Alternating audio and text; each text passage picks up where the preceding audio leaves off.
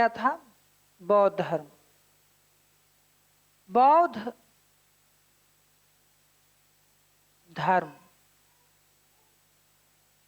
ये बौद्ध धर्म कोई धर्म नहीं है, क्या है? एक विचार है। इसको बौद्ध धर्म नहीं, बौद्ध धम्म कह सकते हैं। धम्म का मतलब रुको। बुद्धम शरणम गच्छामि, धम्मम शरणम गच्छामि और मम्मम शरणम गच्छामि, ये बुद्ध का विचार था।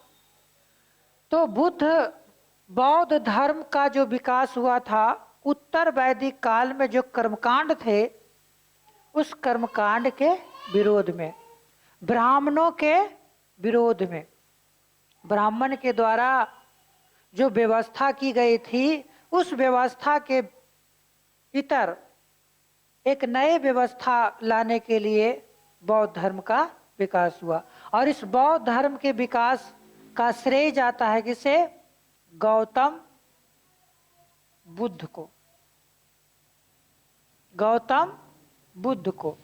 बुद्ध, जब बुद्ध को ज्ञान की प्राप्ति हुई, जब गौतम को ज्ञान की प्राप्ति हुई, तब ये बुद्ध कहलाए, तब ये बुद्ध कहलाए। पहले इनका नाम था, बचपन का नाम था सिद्धार्थ। क्या नाम था? सिद्धार्थ। अब कहाँ रखा वो न जाने, हम उधर ले गया। क्या था इसका बचपन का नाम? क्या था? सिद्धार्थ।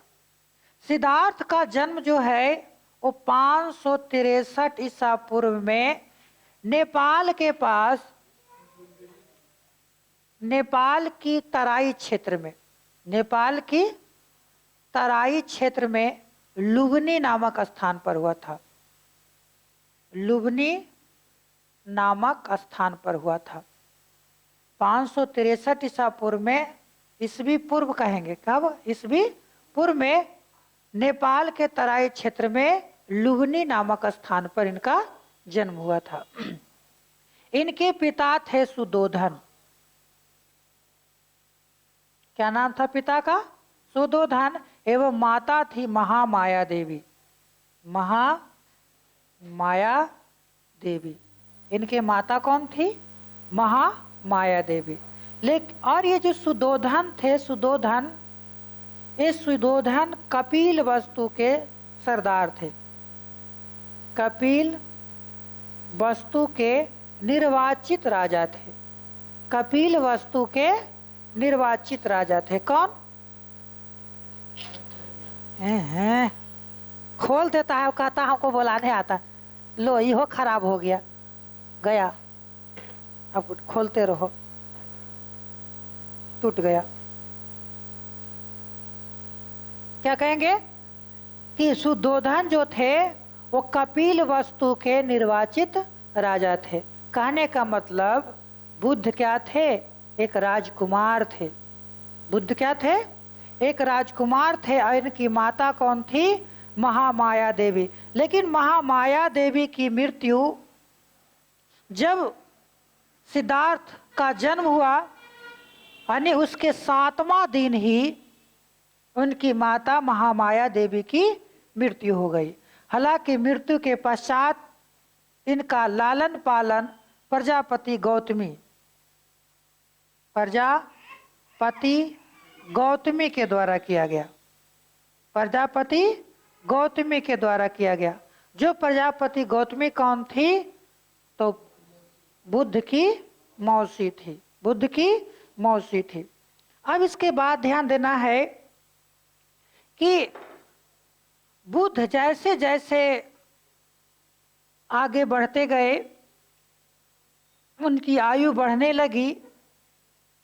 ये बुद्ध मुख्य रूप से जो है वो शाक्य वंश के थे। किस वंश के थे? शाक्य वंश के थे। शाक्य वंश के जो सरदार थे उनका नाम था सुदोधन, है ना? सुदोधन। और सुदोधन जो गौतम बुद्ध के पिता थे। माता कौन? महामाया देवी थी। अब ध्यान देना है कि सुदोधन के दरबार में 2 ब्राह्मण थे। उन्होंने उनका नाम था काल देवल और कौंडिल्य। काल देवल और कौंडिल्य, उन्होंने बुद्ध के बारे में एक भविष्यवाणी किया था कि या आगे चलकर ये बहुत बड़ा चक्रवर्ती सम्राट बनेगा या यह एक बहुत बड़ा सन्यासी बनेगा। आगे चलकर बुद्ध क्या बन गए?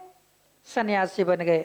कहा जाता है उनके माता पिता बुद्ध की इस आचरण को देखकर बहुत ही चिंतित रहते थे कि भविष्य में आकर ये सन्यासी ना बन जाए। इस कारण से उन्होंने 16 वर्ष की अवस्था में ही बुद्ध का विवाह करवा दिया, सिद्धार्थ का विवाह करवा दिया। किससे? असोदरा से। क्या नाम था? असोदरा। क्या नाम था? यशोदरा। यानी बुद्ध का जो विवाह हुआ असोदरा नामक कन्या से हुई और इनसे एक पुत्र की प्राप्ति हुआ जिसका नाम था राहुल। नाम क्या था? राहुल। और इस राहुल का मतलब होता है एक और बंधन होना। राहुल का मतलब क्या होता है? एक और बंधन होना। कहेंगे बुद्ध सिद्धार्थ गौतम बुद्ध के जीवन में एक तो बंधन उसका विवाह हुआ और दूसरा बंधन कौन आ गया? राहुल। तो राहुल का मतलब होता है एक और बंधन होना, एक और बंधन होना। अब देखना है कि जब इनका एक पुत्र की प्राप्ति हो गई राहुल, फिर भी इनका मन जो है इधर नहीं रमा। जब वो घर से निकले विचरण करने के लिए तो कुछ लोगों को देखे। किसको देखे? बीमार लोगों को देखे, मृत को देखे, सन्यासी देखे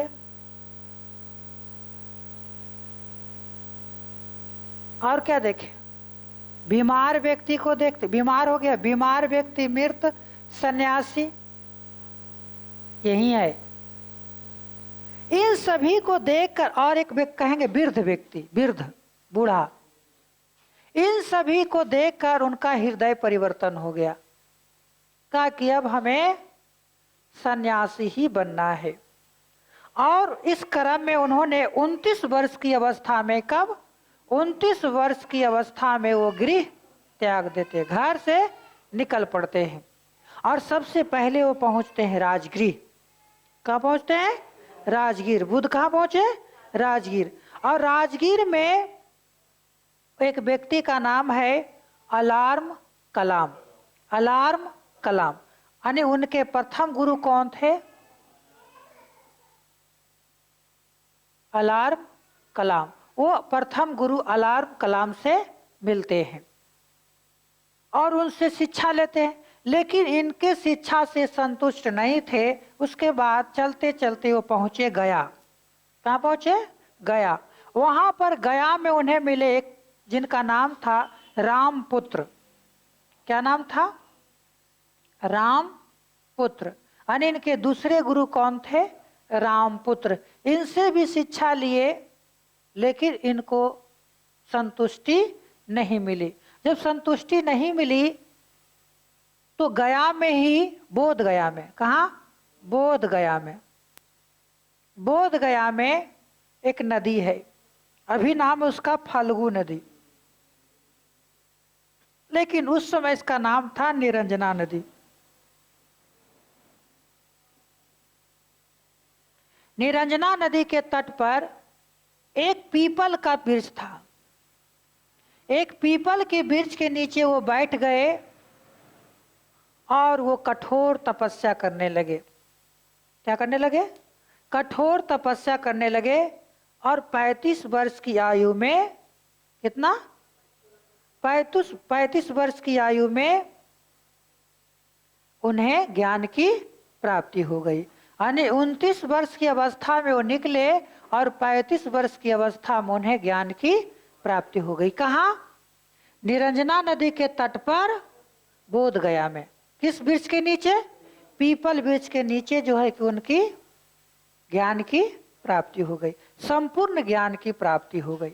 अब जब ये ज्ञान की प्राप्ति हो गई तो ज्ञान बांटेंगे किसको?